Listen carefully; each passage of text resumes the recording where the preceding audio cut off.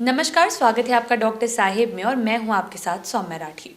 हमारे mail box में आप में से कई लोगों के सवाल थे जो कि ओवर एक्टिव ब्लैडर से जुड़े थे, यानी कि यूरिनेशन पर आपका कंट्रोल नहीं रहता है और ये समस्या विंटर्स में लोगों को और ज़्यादा तंग कर देती है। तो इसीलिए आज की ये वीडियो आपके सवालों के जवाब के लिए है और इससे रिलेटेड जो भी क्वेश्चन है उसका जवाब देने के लिए इस वक्त मेरे साथ बैठे हैं डॉक्टर अजय कुमार, जो कि बिहार के सबसे जाने माने यूरोलॉजिस्ट में से एक हैं। डॉक्टर साहब पारस HMRI के डायरेक्टर हैं, पाम व्यू हॉस्पिटल में कंसल्टेंट यूरोलॉजिस्ट हैं और इसके साथ ही साथ IMA के पूर्व अध्यक्ष भी रह चुके हैं। सबसे पहले सर नमस्कार, बहुत बहुत स्वागत है आपका। नमस्कार नमस्कार। डॉक्टर साहब, ओवर एक्टिव ब्लैडर ये एक जो चीज़ है लोगों के लिए बहुत बड़ी समस्या है, लेकिन लोग कभी कभी डिफ्रेंशिएट नहीं कर पाते हैं कि वाकई बीमारी है या फिर सिर्फ मन का वहम। ऐसा है कि दोनों चीज़ है, मन के वहम से भी होता है, तो वहम से नहीं, वो मैं बाद में बता दूंगा। वो चिंता, फिक्र, डिप्रेशन ये सब जब होता है ना, तब वो हो जाता है over active bladder. Over active नाम ही है, पेशाब की थैली की एक्टिविटी बढ़ गई। तो जब पेशाब की थैली की एक्टिविटी बढ़ेगा तो क्या होगा? जल्दी जल्दी सिकुड़ेगा।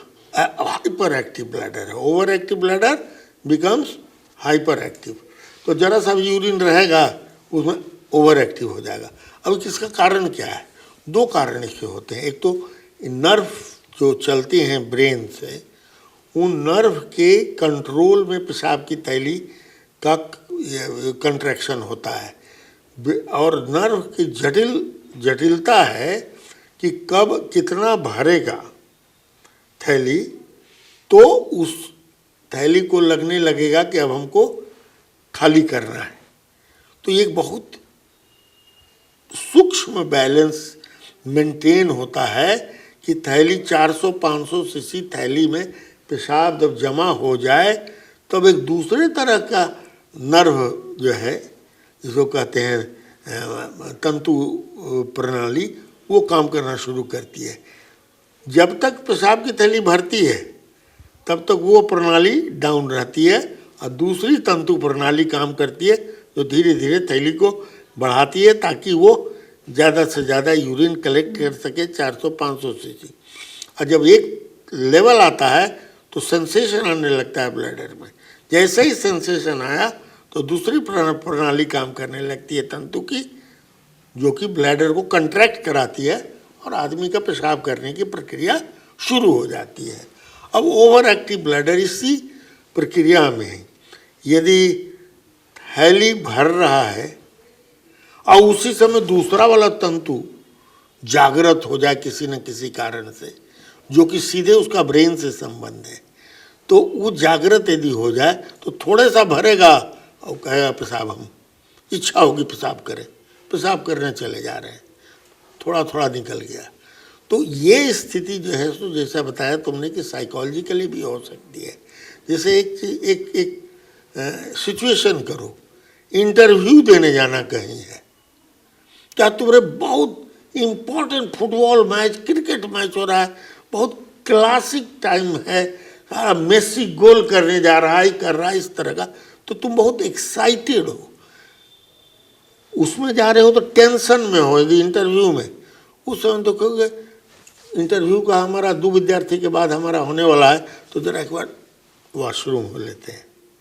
चाहे वो मैच देखता है तो वॉशरूम हो लेते हैं, पेशाब ज़्यादा नहीं निकलता है, लेकिन अपने एक्साइटमेंट के चलते वो नर्व एक्साइटेड होके पेशाब की थैली को एक्साइट कर देता है, और सब कई प्रक्रियाएं जिसके चलते एक्साइट करता है और ओवर एक्टिव ब्लैडर हो जाता है। दूसरा कारण और ओवर एक्टिव ब्लैडर है लोकल कारण। यदि तुम उसको गुस्सा दिलवा दिए, तो जब गुस्सा दिलवा तो ऐसे ही ताव में आ जाएगा आदमी। अब गुस्सा क्यों आवेगा?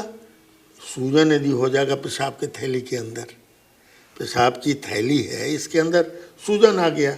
अब देखो ओवर एक्टिव ब्लैडर का मेरे पास ही किताब है, इसमें पेशाब की थैली जो है उसमें अचानक सूजन आ गया। अब सूजन आने की वजह से वो गुस्सा में आ गया तो थोड़ा सा भी थैली में पेशाब आया वो दूसरा तंतु प्रणाली ये हो जाएगा और उसको फेंक देगा बाहर। तो किसी तरह का सूजन हो, या तो इन्फेक्शन के वजह से सूजन हो, या क्रोनिक जैसे टीबी यूबी होता है उसमें सूजन हो, और नहीं तो एक कंडीशन होता है औरतों में ज़्यादा होता है, इंटरस्टिशियल सिस्टाइटिस, जिसको क्रोनिक होता है इस तरह का ओवर एक्टिव ब्लैडर। वो काफ़ी दिन से चलता है, ज़्यादातर औरतों में होता है इंटरस्टिशियल सिस्टाइटिस, जिसको कहते हैं chronic inflammation of the bladder. अब ये chronic inflammation of the bladder में ब्लैडर खाली ओवर एक्टिव ही नहीं रहता है, पेनफुल भी होता है। पेशाब पेनफुल होगा करने में, और ब्लैडर जल्दी जल्दी पेशाब करना होगा। वही स्थिति ट्यूबरकुलोसिस वगैरह में होती है। ट्यूबरकुलोसिस यदि ब्लैडर में आ गया तो जल्दी जल्दी पेशाब करेगा और पेन होगा पेशाब करने में। नहीं भी हो सकता है टीबी में, लेकिन होता है। तो ये सब कारण हैं तंतु। और दूसरा, तंतु में जो सारी बात बताई, ब्रेन का कंडीशन कैसा है, तुम्हारा क्या है, और दूसरा जो लोकल ब्लैडर में इन्फेक्शन, तो इसको ओवर एक्टिव ब्लैडर हो जाता है।